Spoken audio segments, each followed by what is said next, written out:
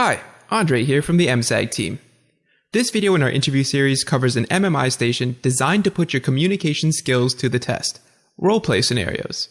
Let's explore how to get top marks answering questions from this common MMI station. Timestamps in the description below. Many medical schools who use the multiple mini-interview format, also known as the MMI format of interviewing, have turned to roleplays as a way to assess candidates' communication skills. Why do you think it's such a popular examination format? Doctors need to be strong communicators. They must have the ability to remain calm under pressure and remain empathetic towards a patient's needs.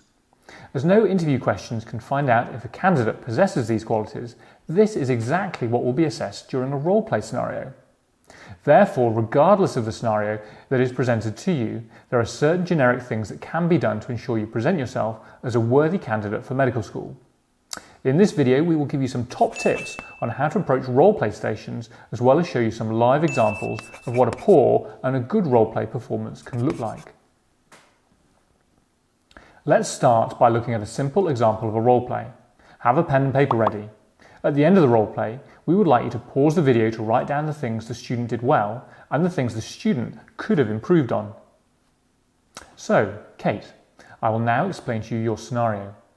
After I've finished, and when you are ready, please begin the roleplay with Mr. Mandavia.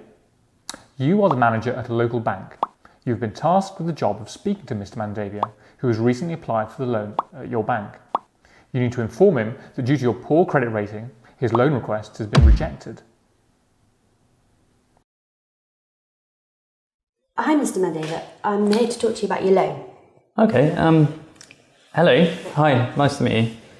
So, unfortunately, your request for a loan has been rejected. We can't give you any money. Sorry, who are you? Have we met before? Oh, I'm Kate. I'm the manager of the bank. Okay. And you said my loan's been denied?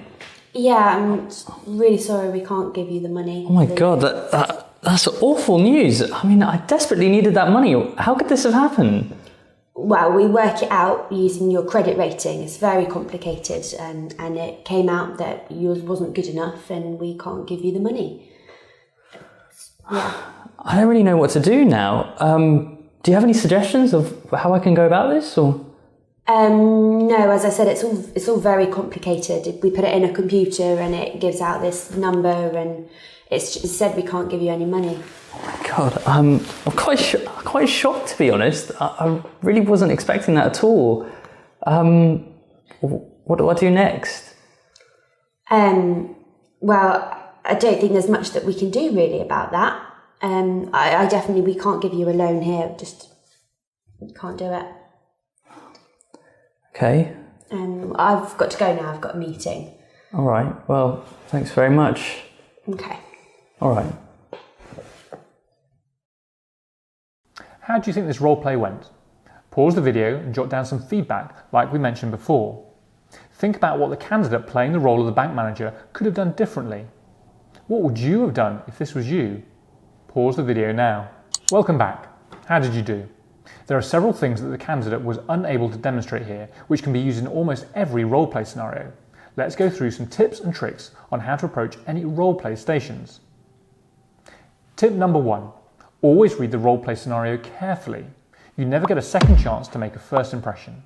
It is therefore important that in the pressure of the interview, you do not misinterpret the information given to you. Tip number 2. Where appropriate, always start by introducing yourself to the actor. It is important to give a handshake, look the actor in the eyes while doing so, and smile if appropriate. Explain your name and job title or role, and ask permission to speak with them where appropriate.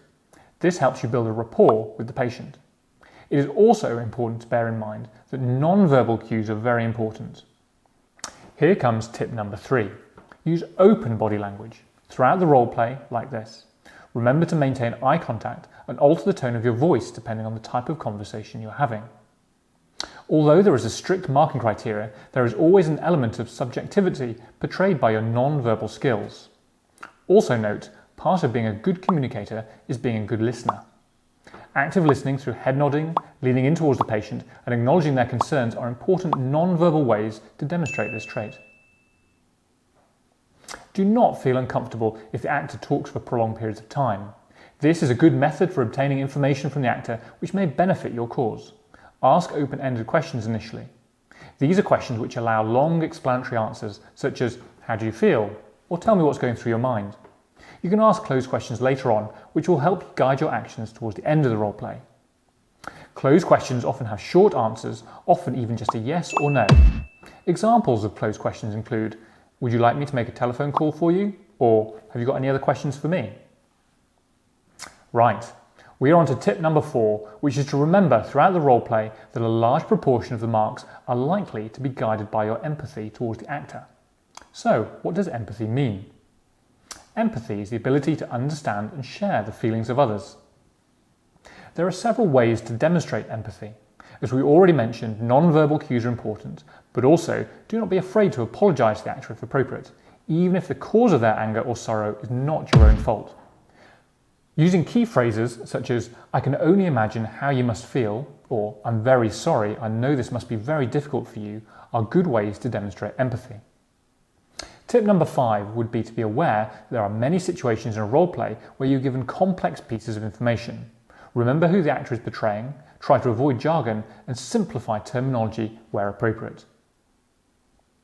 Tip number 6 is to offer solutions to any problems which may arise. It's important that you never fabricate or make up information or possibilities. However, if there are reasonable solutions, be able to demonstrate good problem-solving skills. For example, in our scenario with the bank manager, it would be inappropriate to say that the loan request would be passed if you made some additional payments. This information you do not have and would qualify as fabrication.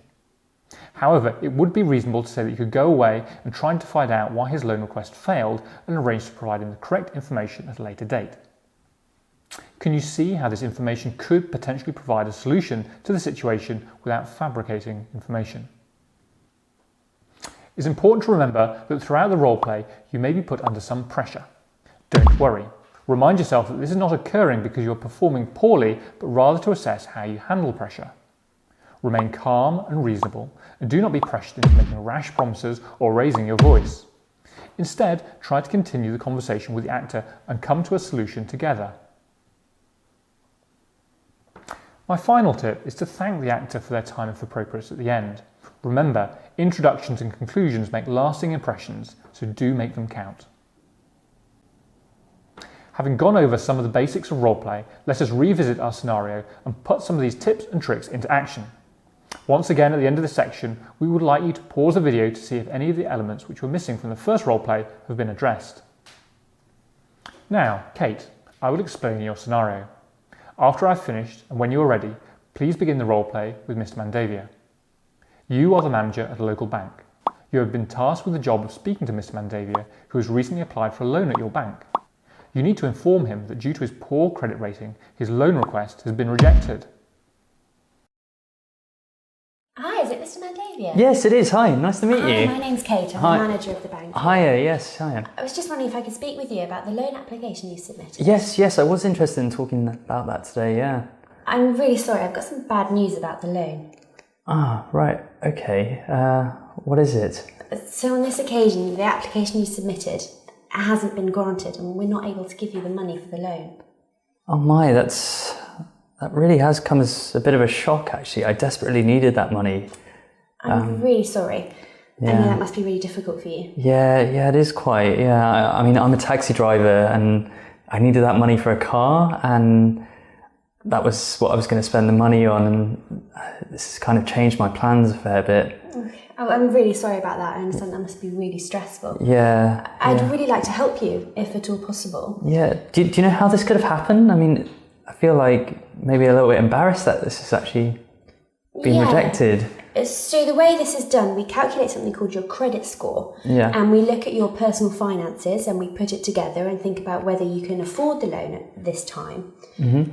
And maybe what I could do to help, if you're happy for me to do it, is I could take away your information and go through it, and we could see exactly which bit of it is the bit that was the problem in your application, to try and work through it together and see if maybe we can help you get another one in the future. I mean, I think that sounds like a good idea. At least that's sort of a plan for the next step. Is there anything else that I can do at this time, do you think?